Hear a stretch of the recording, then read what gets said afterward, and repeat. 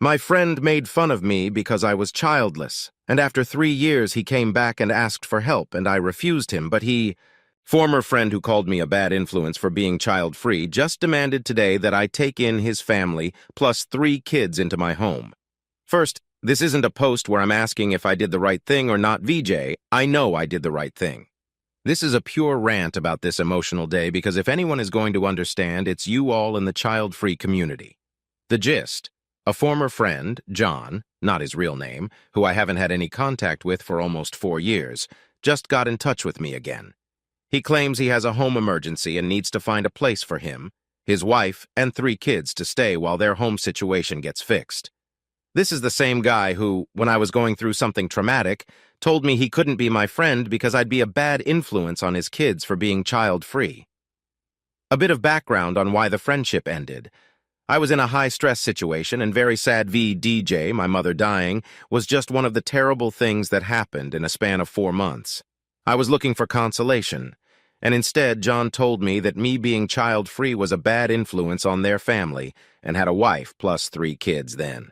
In short, they didn't want to spend time around me as I wasn't worth it when they have more valuable friends. This was someone I had known since undergraduate school and had spent a lot of time doing fun stuff with, like hiking. John and I were among a group of mutual buddies that regularly rented out beach houses or mountain lodges for summer and winter sports activities. We're talking 12+ years. Then, to just ditch me because he thought I wasn't useful hurt a lot, especially when I was dealing with some really sad stuff. Even more so because I was there for him when he found out his father had cancer and then was there for him at his father VJ/TM's funeral. Like I said, I haven't spoken or texted him in almost 4 years. I chalked it up to people getting really weird when they have kids that they fall into a traditional conservative mindset that anyone who isn't wanting or working toward a Leave It to Beaver 2.5 kids situation is somehow suspect. Then today I see a text pop up on my phone from John. I never erased or blocked his number from my phone, so his name was still saved. And there it was. He asked me to let him and his 3 kids stay with me at my house because their heater broke and it's kind of an emergency situation.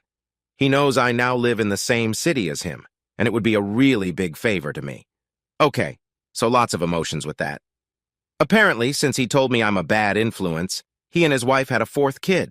COVID baby, I guess. My biggest question was, why ask me, of all people?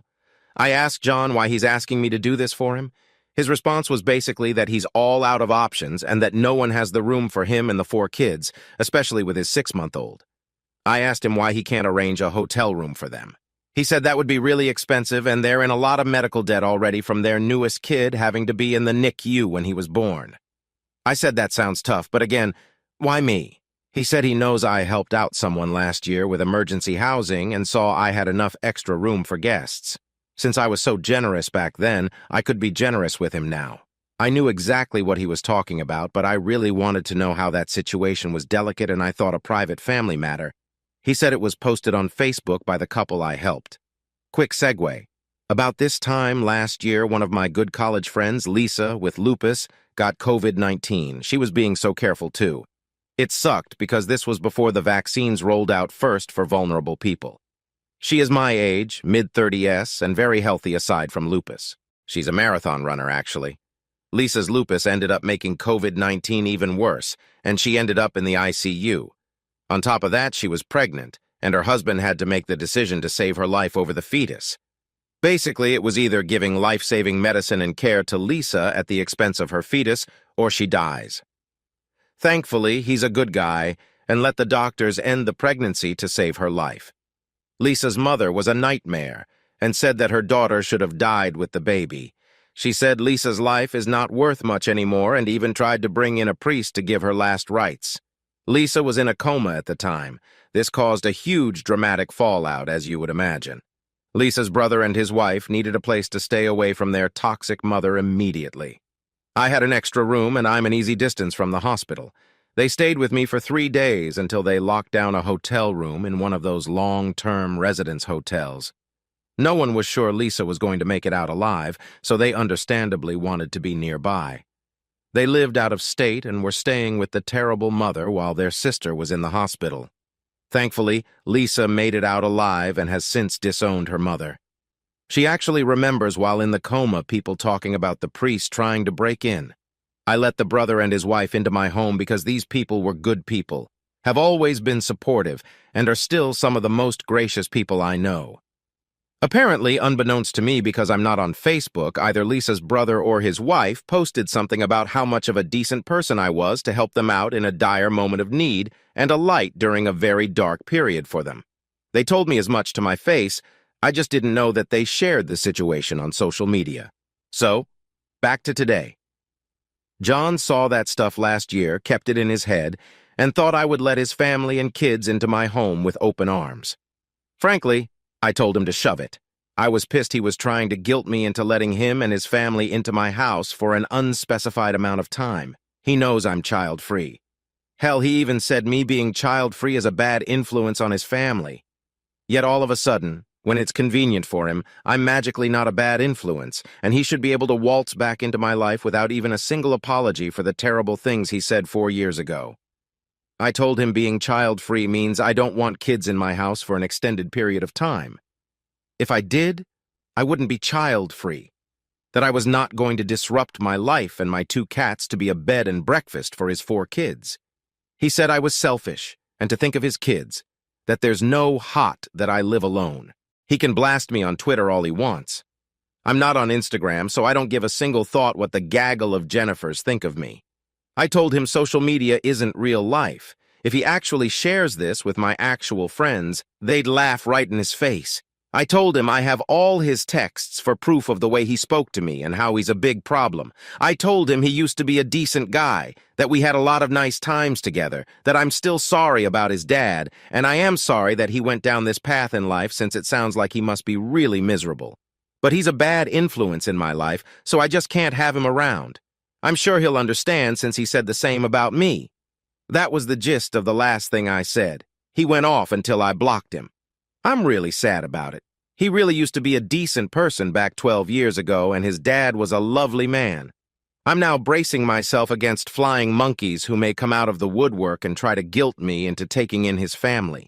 Can't wait to tell them to take in his family themselves. I already talked about the situation with my 2 best friends, and they both were shocked that John was so brazen and had no shame. They thought it was suspect that he was so pushy about getting into my home and for multiple days. One friend said that her water heater broke recently and had a plumber come out the same day. It only took a day for it to be fixed. Being against the hotel idea was a red flag to them. They are curious what the whole story is. I agreed that it feels like it's missing something. I do feel a righteousness about all this. I know I did the right thing. I hate that a previous kindness was used as a weapon against me. Years ago, I thought maybe he had a point, that I was somehow not good enough because I was pretty depressed. Like people don't want sad people around. Now, with clarity, I see that he had a profoundly bad character. But it did reopen old memories, sad memories. Anyway, thanks for reading if you made it all the way through this. Had to get this off my chest and vent. Update: John's water heater. A former friend who called me a bad influence on his family now wants me to house his family. Well, I'm happy and a little surprised most things have resolved a little more than 24 hours after they started. I guess this is the benefit of people working on your behalf behind the scenes. Also wanted to thank all of those who engaged on the last post. I appreciate the support and knew you'd understand my venting. Rip the inbox, but I did read everything, and you all are the best Reddit community. Not a single troll, which I think might be a Reddit miracle. So, on to the update. I'm writing this with a pot of hot tea and recommend you do the same. This is going to be long. Well, all of your guts were right.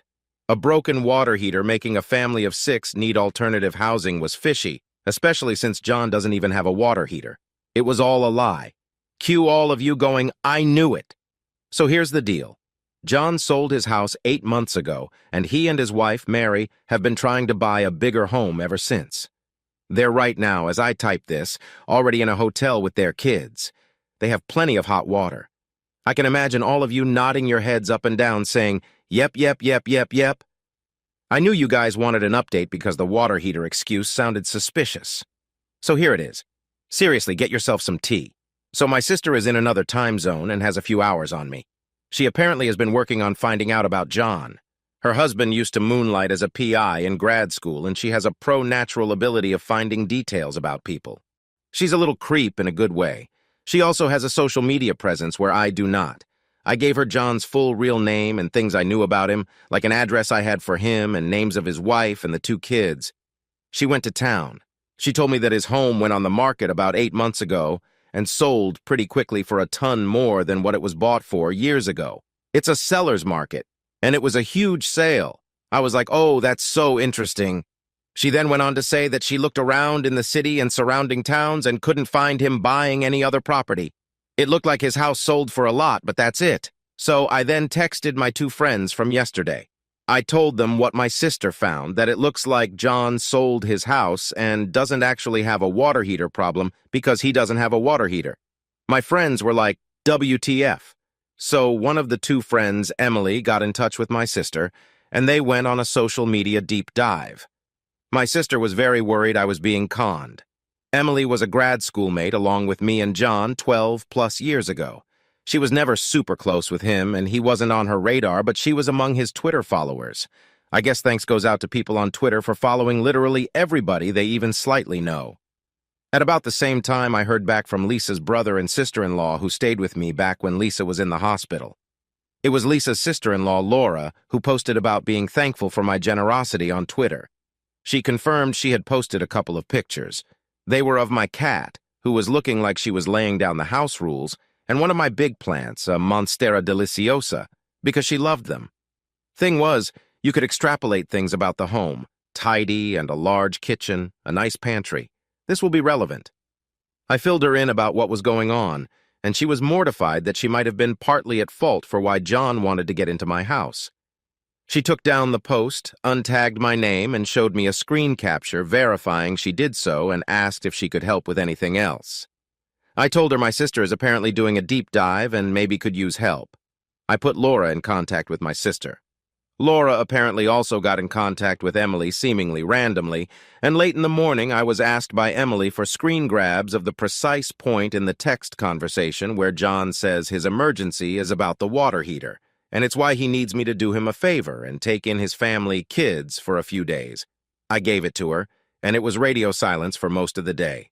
I thought, I wonder what is going on. So in the early evening, I got a lot more of the story. I got texts from my sister, Emily, and Laura. I'm going to try and bullet point it. It's a bit circuitous. John and his wife, Mary, did sell their house 8 months ago. They wanted more room and bedrooms for their now 4 kids and wanted to upgrade. It being a huge and wild seller's market, their home was estimated to have accrued high 6 figures in equity since they bought it. They were excited to put it on the market. John and Mary wanted to get top dollar for the house, so they sold it without a contingency that they first need to buy a home before the buyer could move in and officially take the house. John was convinced with the huge sale that they could get another one quickly. Their house was sold fast, and there was a bidding war. John bragged about it. He and Mary went about trying to buy another home, except it wasn't easy at all. All the homes they put a bid on went to someone else who outbid them. Time came for the new buyers to take over the house, and they had to move out. John and Mary didn't think this was that big of a deal. A friend of theirs took them in with the understanding that it would be temporary, and they would actively buy a house, which John and Mary were doing, but they still were being outbid. They refused to lower expectations or adjust their budget. They would not look at homes that were the same size as their old one, because the whole reason for selling was to get a bigger home. They couldn't win in any of the bidding wars. John refused to increase the budget. Indeed, their 3rd kid was born premature and was in the NICU, so they do actually have medical debt. He doesn't want to spend anything more or take out more loans, so John, Mary, and the 3 kids go to someone else's place to stay. They continue to look for homes and can't get one. This repeats now to a 3rd person's home. At this point, people are trying to tell him that maybe it's a good option to wait out the housing bubble when it's not such a seller's market and get an apartment in the meantime. John shoots this down because an apartment costs money akin to a mortgage. If he's going to pay for living accommodations per month, it better be a mortgage. He thinks paying for an apartment is a money drain. Mary is even angrier at the suggestion. She doesn't want to be in an apartment that will be smaller than their old home. John's family seems to be overstaying their welcome. People are getting annoyed that John and Mary are not willing to chip in for groceries. John's family is now on the fourth place of people willing to take them in. A month ago is when they ran out of options for free housing. Hilariously, they were all run out because people needed the room for their own family coming for the holidays. No one wants to take the freeloaders in anymore. Mary is a school teacher in the city, and because of that and that the kids are back in school, they really need to stay in the city. But their only other options now for free housing are John's brother, who lives about 2 hours away, and Mary's parents, who live 6 hours away. Neither option is good for John and Mary's jobs or their kids getting to in-person classes. So John and family needed housing ASAP and booked a hotel. They're really upset about it because their kids are loud and the hotel staff is harping on them to be quieter. John and Mary complain about how they hate living out of a hotel, how it is unfair they can't get a house with all the money they have. To be clear, they have more than enough money to skate on living in a hotel, which is still way pricier than renting an apartment. John likes the idea of the hotel because it's not signing a lease DJ they can leave any time and they have maid service. Mary goes all poor me because she says that the kids are so sad they don't have a backyard to play in. Being in a hotel doesn't let the kids be kids. Slight segue. Emily goes back in Mary's posts and finds a situation in which she and a gaggle of her friends are talking not so nicely about me. It's a situation that happened at the start of the pandemic. It was back when people were freaking out and started buying out all the toilet paper. People also bought a lot of foodstuffs before it could be restocked because of panic buying. A person I used to go to grad school with and was friends with got in touch with me to ask how I was holding up. I thought she was contacting me to offer support and be nice. Her motivation was to get me to give her my food. I've had a chest freezer and a well-stocked pantry for a long time. Having a working pantry is something that was passed to me from my grandma who survived World War II. My mom did it, and now I do it too. Well, this friend, who was seemingly sweet to me, knows I have a decent amount of food. She said she needs me to give her some of my food because I don't have any kids to feed. She said her kid is a picky eater and I probably have a bunch of frozen chicken to spare. I was impressed by the audacity and told her that if she was desperate for food, there is a food bank to go to. I'm not going to just give her my food because her son is picky and only eats her homemade chicken nuggets. It's not a food shortage, it's panic buying.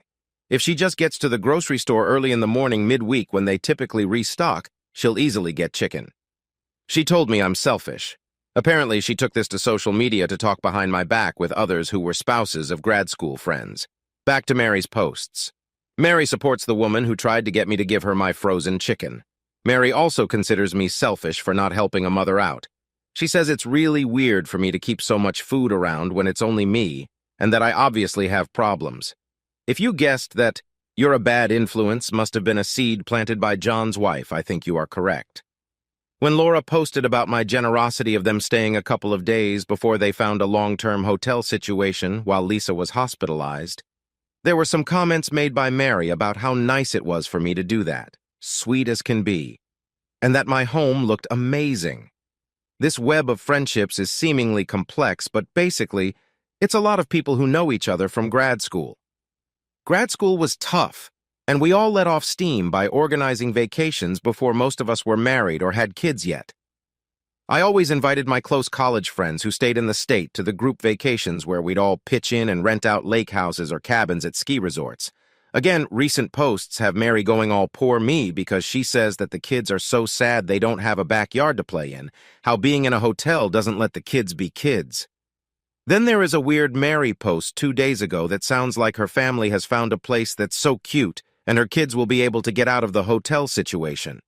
She says it has a great kitchen for her kids. Cue John texting me yesterday asking me after no contact for 4 years that he has a broken water heater and needs me to take in his family for a few days while it gets fixed. Obviously, you all know I told him no. Well, my friends see that John and Mary have made some passive-aggressive comments on social media this morning about how society is terrible nowadays when friends renege on their offer of helping families with kids out of a tough situation. Mary says her cute home situation fell through. She gets a bunch of sympathy from her Jennifer friends. She says her kids are so disappointed. I think this is probably when Emily asked for my screen grabs of John's water heater sob story. Emily goes on a tear and posts. She shares the screen grabs of John's water heater lie. She and Laura start calling them out. They share the truth that John and Mary did not have a new housing situation lined up. They were trying to get into my home by lying about a broken water heater, and I had never agreed to having them stay in my home. Laura called them huge problems for trying to take advantage of me. Emily went rip about the situation from 4 years ago. My real friends, like Emily, were very much there for me, while people like John were like, yeah, I don't care, plus you're a bad influence on my family. Allison let everyone know about John calling me a bad influence on his family for my child-free lifestyle and how he's pathetic for thinking he can walk back into someone's life who he insulted. Allison is also child-free herself. People told off John for being super mean and now wanting favors. It apparently snowballed into people calling him super cheap and a leech. The people who let his family stay with them during the last 8 months came out of the woodwork to lay into him. One person described how dirty John VJTM's family was and how it was insane how much extra cleaning they had to do, that his kids had no manners. They terrorized their dogs, and it was awesome when they finally left. People expressed anger that they were trying to pull one on me and then try to make me out to be the bad guy on social media. There were people I hadn't talked to in a long time who told him that I was a good person, how I helped them in grad school with random things and didn't deserve this. It was really nice to hear. Some related how I've helped people get jobs VDJ, something more than John has ever done. I'm very involved in the grad school networking community, and I like sharing job opportunities and wisdom about finding scientific jobs and mentoring. John VDJTM's own brother said he was disgusted by this behavior. He remembered how much I helped when their mom passed away. He said their mom would be rolling in her grave if she knew how he was treating people. My sister ended up getting me to Zoom with her and screen shared her monitor to show me what the hoopla looked like. Maybe this is why I never actually got a single message from anyone about not letting a family into my home. I was expecting flying monkeys VJ, I never got them. My God, the schadenfreude. John told me he was going to put me on blast on Twitter, ends up getting blasted himself. How stupid, how incredibly stupid. I had the text of him lying about the goddamned water heater. He must have thought since I wasn't on social media that I'd never be able to tell others he was lying about a water heater or know that he was currently enjoying hot hotel water. I feel like I dodged a nuclear-tipped missile. I had to pour myself a drink after work and really think about all this. After thinking about it and considering all the context, I believe John and Mary were going to try and squat in my home. He did go off when I mentioned the 10-day rule when people get tenants' rights in our state.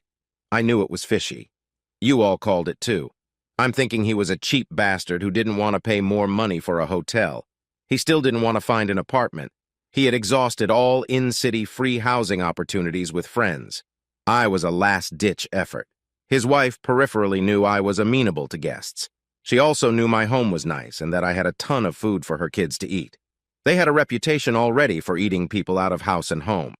If they stayed with me for a week, they'd be tenants, and I'd have to spend time kicking them out with the courts, as it probably would have taken months to evict them. Much easier to run a scam on a single person and push them out of their own home than try to do the same thing with his real friends who already have kids and not a lot of ample space.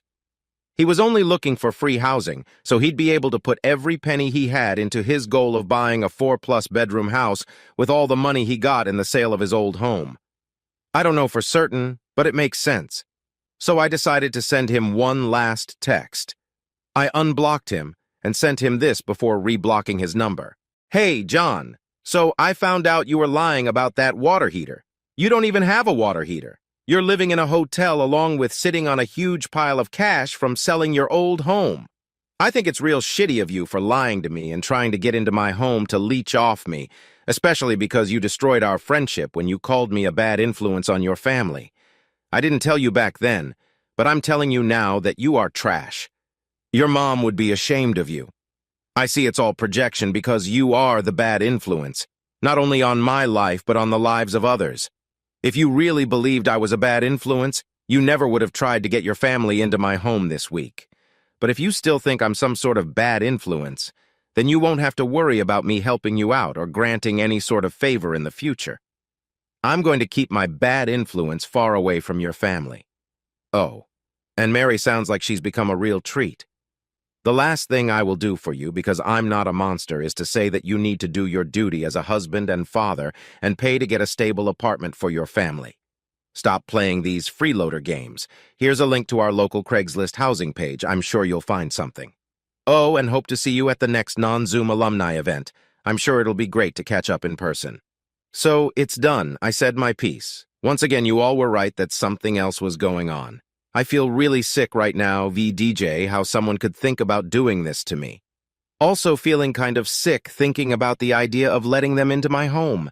That would have been a nightmare.